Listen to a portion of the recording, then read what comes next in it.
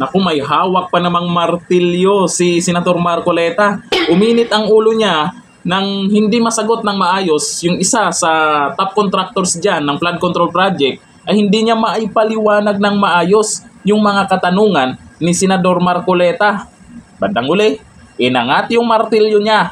At sa mga hindi pa sumipot dyan ng mga contractors, maghanda-handa kayo sa mga sagot nyo. Kasi baka hindi kayo makakauwi, baka makontempt, di ba? Abangan natin yan. O ito, panoorin po natin kung ano yung kaganapan, kung saan may isang kontraktor na kinabahan. Ito, ang video. Hindi natin pinag-uusapan yung hardware mo. Ang pinag-uusapan natin, flood control projects. Tinatanong ka kanina, sabi mo, hindi ka pa nagkapag-umpisa ng flood control projects. Paano ka nagkaroon ng lisensya?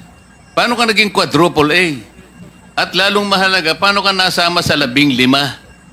Gumawa ka na ng flood control project. Gumawa na tayo ng flood control project. O ngayon gumawa ka na naman. Ano ba talaga yung totoo? Baka hindi ka makauwi sa araw na ito. Nagsisinungaling ka na naman eh. Ang sinabi ng Pangulo, kasama ka sa 15. Tama, Mr. Huwag mong mamaliitin ito. Bagatas dito, aartihin mo kami, sasabihin mo, hindi ka pa nagumpisa ka isang hardware. May problema dito eh.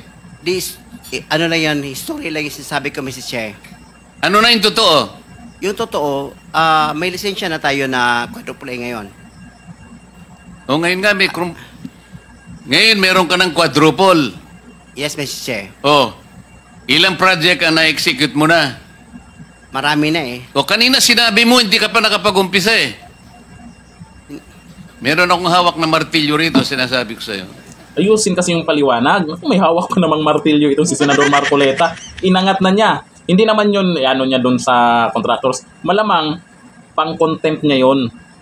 Contempt, o di ba? Kaya mag-ingat-ingat kayo diyan sa mga kasagutan nyo kung totoo talaga ha. Paalala, si Senator Marcoleta magaling na abogado yan. Eh siyempre yung mga abogado, para mahuli yung tao kung totoo o hindi yung sinasabi o nagsisinungaling, yung mga tanong nila, pansinin nyo, iniikot-ikot lang.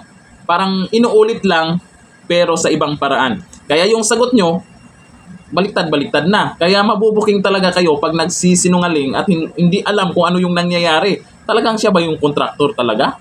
No, ito po, ayon po kay Remark Soriano. Baka tagahalo lang ng semento, alam na ito, kakaya, di na alam sasabihin, umamin ka na.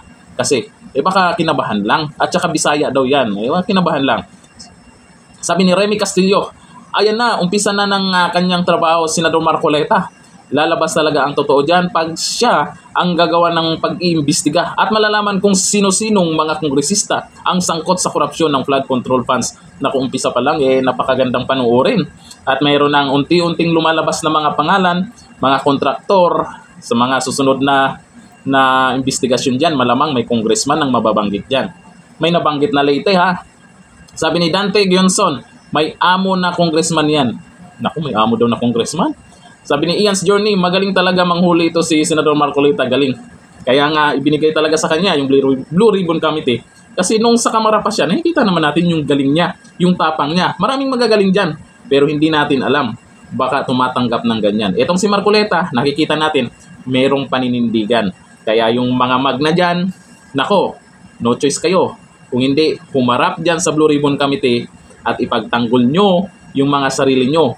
Kung mahuli kayo, nako, karma yan. Yung mga busog na busog dyan sa katas ng flood control project, sana kabahan na kayo. Tuloy lang. Ito ang dapat talagang imbestigahan. Puro kayo impeach BP Sara. Hanggang dito na lang. Thank you. Bye-bye.